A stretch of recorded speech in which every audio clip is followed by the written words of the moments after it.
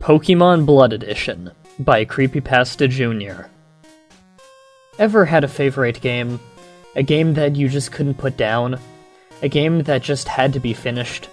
Well, my friend Steve and I were hanging out one day. This was back when we were younger, 10 or 11 if I recall correctly. Anyways, we had just saved up quite a bit of money from our allowance and doing odd jobs, mowing the neighbor's lawn and whatnot, and finally got enough to each get a Game Boy Advanced and one game apiece. Steve was so excited. He was jumping with joy, in a literal sense. We entered the game store and all over the shelves were hundreds of games for a bunch of consoles. I turned to look for my friend and I saw him talking to a store employee. The employee nodded and walked away from him. Steve strolled casually towards me with a wicked grin on his face. "Hey man, guess what?" he said. "Let me guess, they don't have any Pokemon games?" I responded, slightly bummed. "Actually, they only have one game left," he said in an eager tone. "Here's what I'm thinking. We pool our money together, and I'll borrow the game for a week, and then you can borrow the game." I was reluctant to agree to this, but then again, we were best friends, so I accepted and remained happy that I was still going to get to enjoy the game. The clerk came back and stood in the doorway, just staring at Steve. Steve walked over and handed him a $20 bill, put something in his pocket, and walked into the store with a smile. The clerk went back to stocking the shelves and completely forgot I was standing there. Well, I left and went home. After the first night. I'll be honest, I really wanted to play that game, but I think I can wait it out. I mean, he would want me to give him some time to play. So I continued about my day. Well, a few days go by, I decide to call Steve and see what he's up to. There was no answer. I thought maybe he wasn't home. Maybe his family went out or something. On the 6th day, I saw a television report about a boy who had gone missing. The picture was of Steve. I rushed over to his house and found that his parents were sobbing outside. "Johnny?" his mother asked. "Hey," I responded with uneasiness. "Are you okay?" "The only thing he left was this," she said in a mournful voice as she passed me a piece of paper. It was a note written in dark red ink. It read, "Game over." "I don't understand what it means," his mother cried. "Do you mind if I go check his room?" I asked rather determined. I had a feeling I knew what he meant in his note. "Sure," she whispered, almost hopeless. I ran into his house and headed for his room. The strange thing was that nothing looked out of place. He had an old wooden desk, a couple of comic books. I saw the corner of what appeared to be a game cartridge. Picking it up and looking at it, it was creepy. It wasn't the normal type of Pokémon game. The case was deep red and the picture on the front was a Pikachu. I didn't have much time to inspect the cartridge, so I tucked it away in my pocket and walked out of the room. Leaving my friend's house, I tried to think of where he could have gone, but nothing came to mind. I ended up getting home around 6 p.m., and after I took off my jacket, the game fell out of my pocket and struck the ground. It made me take a step back. The cartridge was lying face down. I stopped for a moment, then realized that this Pokemon game was probably the last thing Steve did before he went missing. I picked up the game and examined the label. It had a picture of what appeared to be a Pikachu on the front. At least, I think it's Pikachu, though it looked to be black with piercing red eyes. I grabbed my Game Boy and put the game in the slot. Pausing for a moment, I flicked the power button to on, and nothing happened. This was weird. I had just put brand new batteries in the thing. Well, I opened some of my drawers and found a pack of batteries that had only 2 left. My lucky day. I immediately popped out the old batteries and placed the new ones in. I hit the power button again, and again nothing happened. This is stupid, I thought to myself before placing the game on my desk. After about an hour or so of watching TV, I was so mad that I couldn't get to play the game. "Johnny, your father and I are going out. You be good. We'll be back soon," my mother said before closing the front door behind her. I watched them drive away in the rain. I continued to watch TV, simply because there wasn't anything else to do. It was raining, getting dark, and the damn game wouldn't work. I stormed to my room in a rage, annoyed yet determined to find out the cause behind why my game wouldn't work. I closed my door behind me, and the only light illuminating me was the small night light that I had. I wasn't scared of the dark or anything. The light had a skull, and it showed the skull on the wall. When I looked over at the desk, it looked like the Game Boy was on. I picked it up and immediately shut it off. The screen went white and nothing happened. I sat there for a moment, just examining the whole system before a loud screech came from the game. So loud that I let out a scream. After a moment to comprise myself, I watched the screen flicker from black to white. Game Boy flashed across the black screen in a crimson color. I've never seen any Game Boy start up this way. The game began with the intro. You know, the one with the Pokemon League battle. The first trainer called a Charizard, though the image was hyper-realistic, like a real-life dragon. When it showed the strong-willed Pokemon, its trainer could be seen in the background. It was Gary Oak. He looked to be crying, constantly weeping, not paying attention to the Charizard that he had just called. Then the screen flickered. A shadowy figure was standing on a platform towards Gary. The only way I knew it was a person was the thin, gray outline of his body. The opponent threw a black Pokeball in front of the Fire Dragon. A Squirtle appeared. This Squirtle, however, had a black turtle shell, with what appeared to be gashes in it. It also had those sunglasses from the TV show. Squirtle used Sludge. It struck Charizard's tail. It was super effective. Charizard had died. Then the screen flickered once more.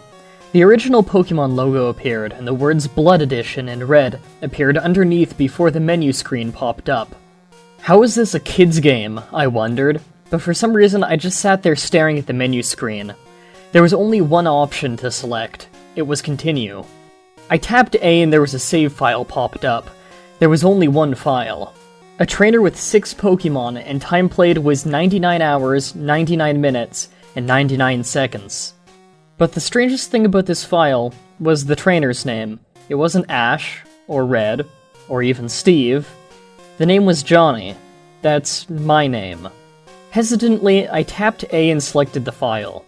The game screeched once more, then an image of my sprite was shown, standing on the edge of a virtual cliff. Before making any moves, I checked the stats of my character, and I actually had a pretty solid group. It pretty much mimicked Ash's Pokemon. Bulbasaur, Charmander, Squirtle, Butterfree, Pidgeotto, and the last Pokeball was blacked out. I just assumed the Pokemon had fainted and was unusable. Well, that and because the other Pokemon had very low health. Pretty much 10 hit points apiece. I checked my character stats, and where the image of my sprite was supposed to be, it was just a blacked out image. I shrugged it off and closed out and began to walk. I was on what appeared to be a cliff of Mount Moon. There was something wrong. It looked like bones were scattered all around my sprite. I walked to what appeared to be a cave entrance into the mountain. Upon walking into the darkness, my sprite was knocked back to the cliff, and a sprite resembling Professor Oak walked out. I walked up to him and tapped A, though when I did, his dialogue box came up. Oh. Gary. Why didn't you listen to me? You were the best, but you were too stubborn. The professor stopped at the far end of the cliff. I slowly walked over to him, and once more I tapped A.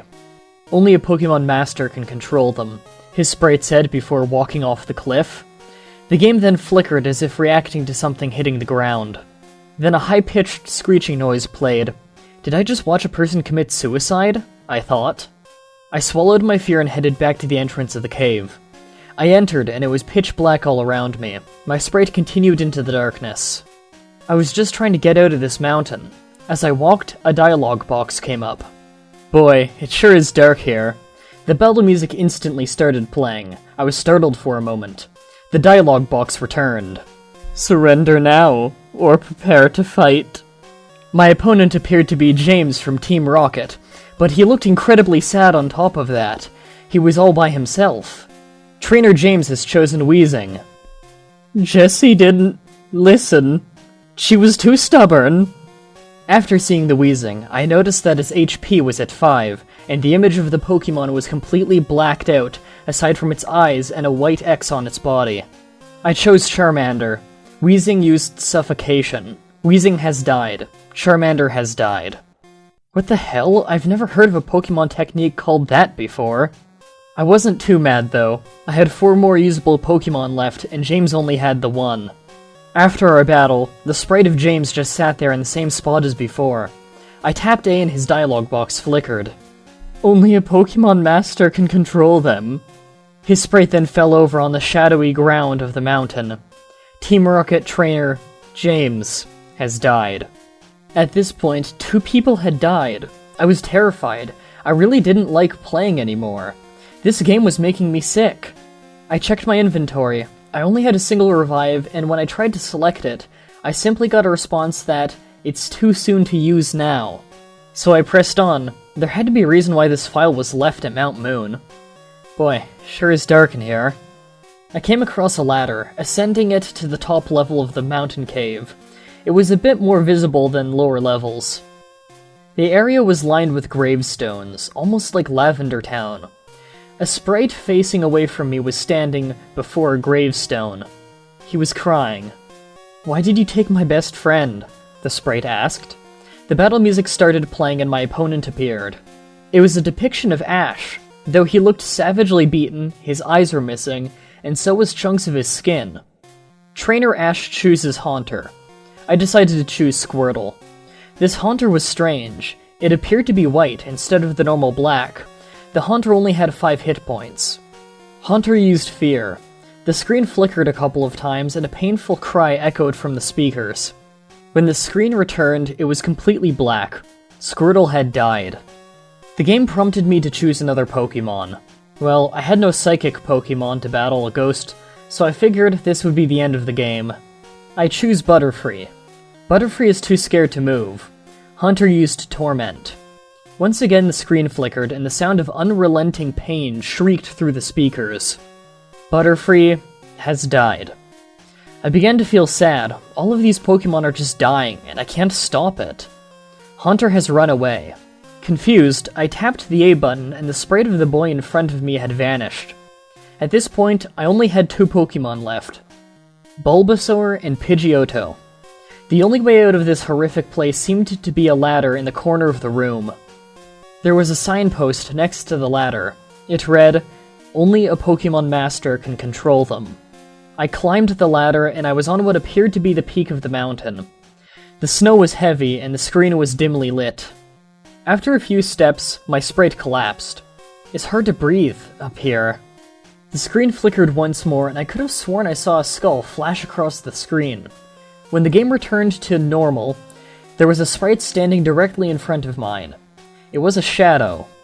The shadow said one thing and only one thing. "I am the Pokémon Master."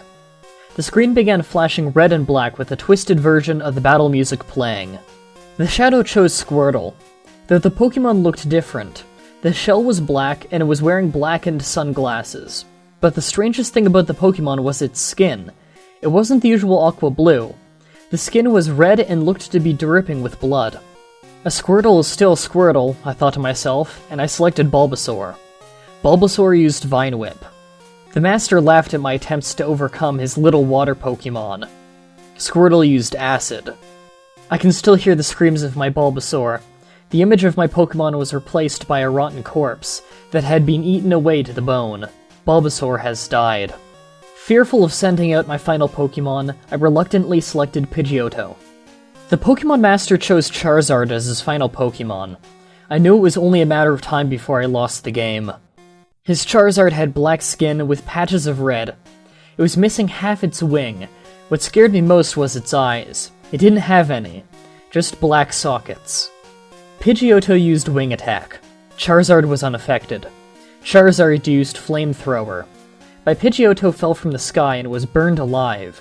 Its cries of pain rung throughout the whole house. The game grew silent.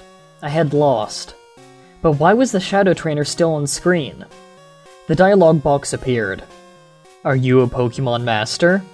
An option appeared, no and yes. I paused for a moment. This probably had to be the worst choice in my entire life. I just stared at the options. But I lost. A Pokémon Master wouldn't lose. Then I began to wonder, maybe this was a second chance. I selected yes. An eerie sound began to play. It was twisted. My inventory opened and the revive was selected. I chose to revive an unknown Pokémon I had from the beginning. I finally knew what my 6th Pokémon was. It was a Pikachu. This little Pokémon was the only thing standing between me and pure terror. Finally, a battle of masters. As the trainer spoke, I felt a chill run down my spine. Then he sent out his final Pokémon. It too was a Pikachu. Though his looked grotesque. The tail had bite marks, Its body looked to be rotting away. Its eyes were lifeless and white. It was staring at me. Not just me in the game, but it was staring at me as I was focused on the screen. Pikachu used shock. The screen suddenly went black, and so did my nightlight. I was too scared to move. All I could do was stare blankly at the screen. The screen flickered, then I saw my Pikachu. Though it looked to be badly beaten and had only 1 HP left. His Pikachu, however, was holding an evil warped Pokeball. Pikachu used Shadow Ball. Mine was swallowed up completely, as the ball rocked back and forth. Shrieks of pain and fear resonated through my speakers. "You are not a Pokemon Master," the Shadow said. Then the game turned off. While the years have passed, I hadn't really told anyone about this game. Well, except for my psychiatrist. And I had completely forgotten about it all until my son told me he was gonna be a Pokemon Master, just like Steve. I corrected him. "You mean Ash, right?" He shook his head. "No, I mean Steve." And then he walked back to his room with a smile. That was Pokémon Blood Edition. Final thoughts? More comical than creepy. First off, they got the game from a creepy guy at a game store. This is one of those cliches that aren't as common and as lame as the garage sale one, but still fairly overdone. It doesn't majorly detract from the story, but it is a negative point. One problem with this story is it seems like it's trying far too hard to be creepy. It's constantly giving small useless details that don't actually tie into the plot to try and make it scarier, such as the Pikachu on the cartridge being black with red eyes, and the black Squirtle. Other examples would be adding things that could be entirely removed because they are so over the top trying to be creepy that they just come across as funny. Like when the words Blood Edition appeared to punctuate the cutscene of the Squirrel using sludge on Charizard. It's comical. The idea of a friend playing the game first and going missing or dying followed by the main character playing the game and trying to figure things out for the majority of the plot is a pretty common story, but can go a lot of ways. It has the potential to work well, but this story was just so chock full of pointless detail describing gore and over-the-top moments that were meant to be scary but just came across as comical that it falls flat. Even the ending that, in a better story, may have been creepy, just loses all impact. That's it for Pokémon Blood Edition, and the 4th episode of a Creepypasta a day. If you want to hear more of these, check out the description where you'll find a link to the playlist. Also, if you're interested, check out my own personal livestream, that's also in the description. I livestream video games about 3 to 5 times a week, and like to talk back and forth with my viewers live, so stop by and say hi. Tune in again tomorrow when I'll be reading the much-requested Glitchlet. Until next time, sweet dreams.